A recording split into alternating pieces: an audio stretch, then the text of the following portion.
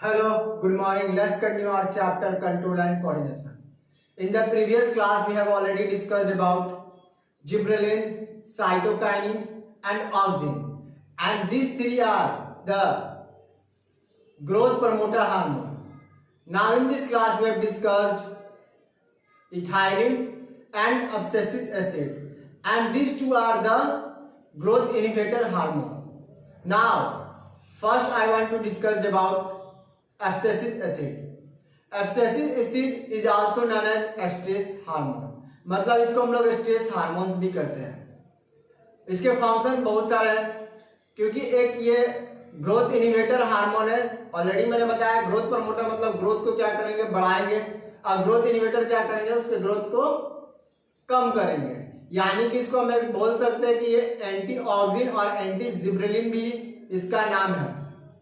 उसके बाद हम लोग बात करते हैं कि साथ ही ये हार्मोन क्या करता है, ट्रांसपीरेशन प्रोसेस को रिड्यूस करता है, मतलब कम करता है। जब प्लांट्स को ये मतलब लीव्स को ये पता चले कि मतलब वाटर जो होता है जब ज्यादा अमाउंट में रिलीज होना शुरू करता है, तो ये तुरंत क्या करता है, हार्मोन स्टोमाटा को तुरंत क्लोज कर देता है, जिसकी वजह से इसको हम लोग स्ट्रेस हार्मोन कहते हैं।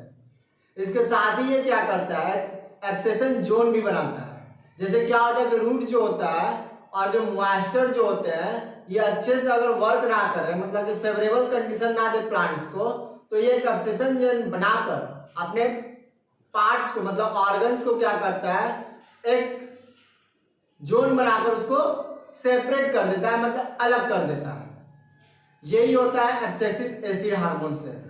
आई होप कि आपको ये समझ में आ गया होगा। हम लोग बोर्ड पर देखते हैं क्या लिखा हुआ है। It is also known as stress hormone, मतलब इसको हम लोग क्या कहते हैं कि स्ट्रेस हार्मोन कहते हैं। मैंने यही बताया कि इसको हम लोग एब्सेसिक एसिड को एक तरह से स्ट्रेस हार्मोन भी कहते हैं। क्यों बोलते हैं, उसका रीजन इसमें लिखा हुआ है, reduce transpiration by closing stomata under water stress condition. जब लीव्स को ये रियलाइज हो जाए कि पानी ज्यादा अमाउंट में बाहर निकल रहा है, तो तुरंत वो क्या करता है, स्टोमाटा को क्लोज कर देता है, जिससे ट्रांसपीरेशन का प्रोसेस कम हो जाता है, मतलब रिड्यूस हो जाता है, और ये प्लांट्स के वाटर को बाहर जाने, इवापोरेट नहीं होने देता है। इसीलिए इसको हम लोग क्या करते हैं, स्ट्रेस हार्मोन करते हैं। Next part, stimulate the formation of abscission zone. मैंने यही बताया कि बाय चांस कभी क्या होता है कि रूट जो होता है वाटर को कैरी नहीं कर पाता है, कैरी फॉरवर्ड, इवन प्लांट्स को फेवरेबल कंडीशन नहीं मिल पाता है। ज्यादातर ये जो होता है हम लोग का जो ड्राउट एरिया वगैरह में होता है, उन जगहों पर हम लोग देखते हैं। इससे क्या होता है कि स्ट्रेस जोन क्रिएट होता है, और वो क्या करता है, ऑर्गन को अपने से अलग कर देता है इस हार्मोन के कारण। जैसे कि इमेजिन करिए कि यहां में कोई एक लीफ लगा हुआ है,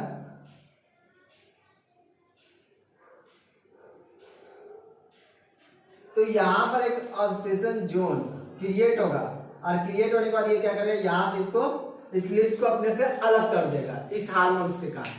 इसका यही फंक्शन है। दूसरा बात करते हैं, inhibit growth hence called anti auxin और एंटी जिब्रेलिन। मैंने यही कहा है कि जो ऑक्सिन होता है, जिब्रेलिन होता है, और साइटोकाइनिन जो होते हैं, ये आपका ग्रोथ प्रमोटर हार्मोन होता है। बट अगर हम पढ़ेंगे इथाइलिन और एब्सेसिक एसिड को, तो ये ग्रोथ इनिबिटर, मतलब उसे ग्रोथ को रोकते हैं, अपोज करते हैं। इसलिए इसको हम लोग कहेंगे एंटी ऑक्सिन और एंटी जिब्रेलिन भी। ये चीज ध्यान दीजिएगा।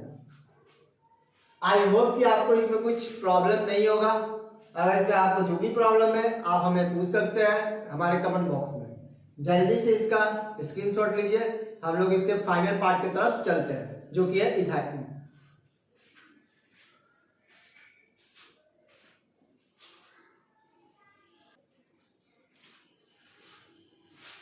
आई होप कि आपको एब्सेसिक एसिड में कोई प्रॉब्लम नहीं होगा। अब हम लोग लास्ट पार्ट हार्मोन का पढ़ेंगे, वो है इथाइलिन। इथाइलिन एक ऐसा एकमात्र हार्मोन है पूरे प्लांट्स में जो कि गैसियस फॉर्म में मिलता है, और इसको हम लोग क्या करते हैं, कभी कभी आप लोग देखते हैं कि जो फ्रूट शॉप वाले होते हैं एक केमिकल मंगाते हैं, और केमिकल को क्या करते हैं, रख देते हैं, जिससे जो होता है फ्रूट्स वगैरह जल्दी ही पक जाता है।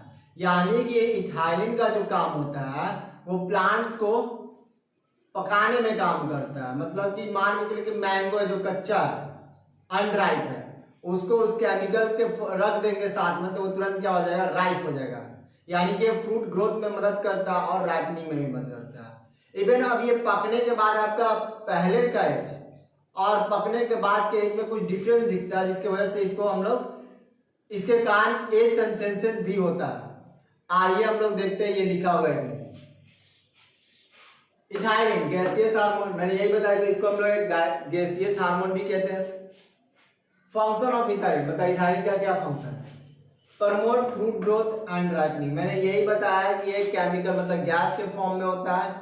इसको रख दीजिएगा जहां पर आपका फ्रूट अनराइप्ड है, तो ये फ्रूट को क्या कर देगा, विद इन द डेज में ये आपको पका देगा, जिसके कारण इसमें एज सेंसेशन भी दिखने लगता है। जैसे कि जब कच्चा है तो वो तो थोड़ा मतलब कि सॉलिड दिखता है, लेकिन पकने के बाद थोड़ा क्या होता है, सॉफ्ट दिखने लगता है। इसलिए इसको हम लोग एज सेंसेशन भी बोल सकते हैं, इसका एक फंक्शन है।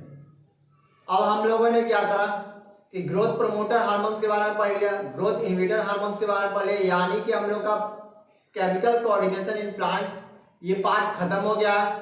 अब जो हम लोग का नेक्स्ट जो चलेगा वो केमिकल कोऑर्डिनेशन इन एनिमल्स का चलेगा, और इसके बाद आपका ये चैप्टर खत्म होगा। अगर इस चैप्टर से अब भी यहां भी कुछ इस पॉइंट तक आपको कोई भी प्रॉब्लम है तो आप हमें कमेंट बॉक्स में पूछ सकते हैं। अगर वीडियो पसंद आए तो लाइक करिए, शेयर करिए, अपने दोस्तों के बारे में भी इस चैनल के बारे में बताइए। Thank you.